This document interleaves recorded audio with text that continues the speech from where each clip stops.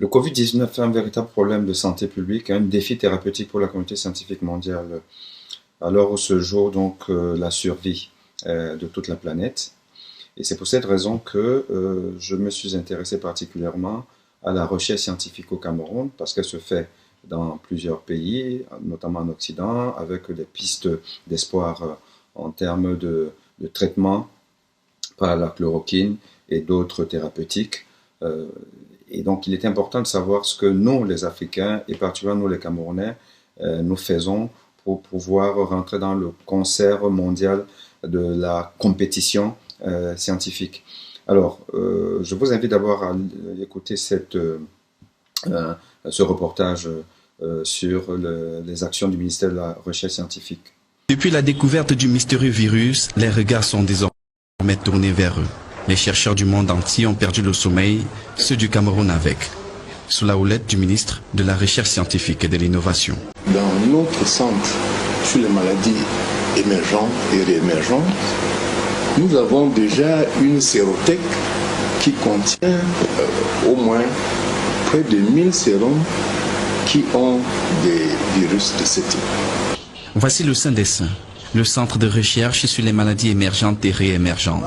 Alors, je suis allé, par curiosité, sur le site donc, de l'Institut pour la recherche médicale des plantes médicinales, l'INPM, autant pour moi, dirigé par le professeur Samé Oyono, pour comprendre exactement où est-ce que nous en sommes en termes de recherche scientifique dans ce domaine.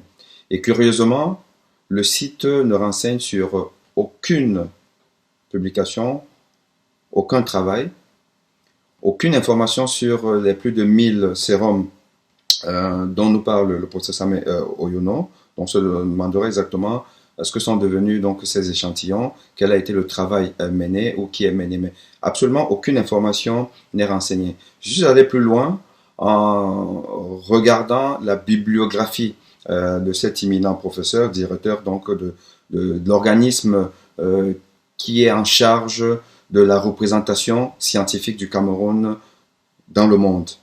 Et curieusement, j'ai retrouvé 18 publications dans PubMed. 18 publications, il faut dire que c'est très peu pour un professeur agrégé.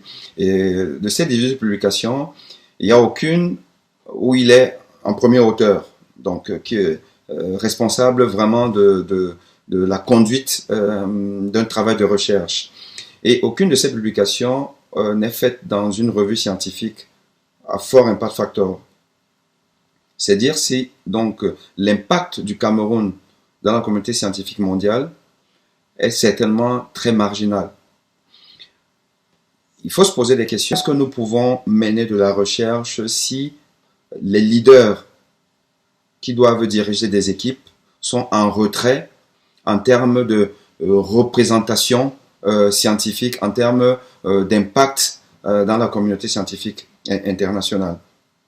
Cette gouvernance par effraction, cette nomination un peu par clientélisme rend compte effectivement de ce que notre pays n'est pas suffisamment outillé pour lutter contre ce type de pandémie, et nous sommes des consommateurs au lieu d'être des acteurs de la science, les acteurs qui permettraient au Cameroun de pouvoir soigner décemment sa population.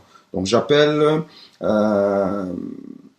nos gouvernants à un peu plus de responsabilité, et j'appelle les gouvernants à donner un peu plus de moyens aux chercheurs, réellement aux chercheurs, parce qu'on sait très bien que beaucoup d'argent vont être débloqués pour faire des recherches sur cette pandémie, mais si cet argent-là ne va pas directement aux chercheurs, malheureusement, leur paupérisation ne leur permettra pas de faire correctement leur travail, et nous n'aurons absolument aucun résultat positif dans cette lutte.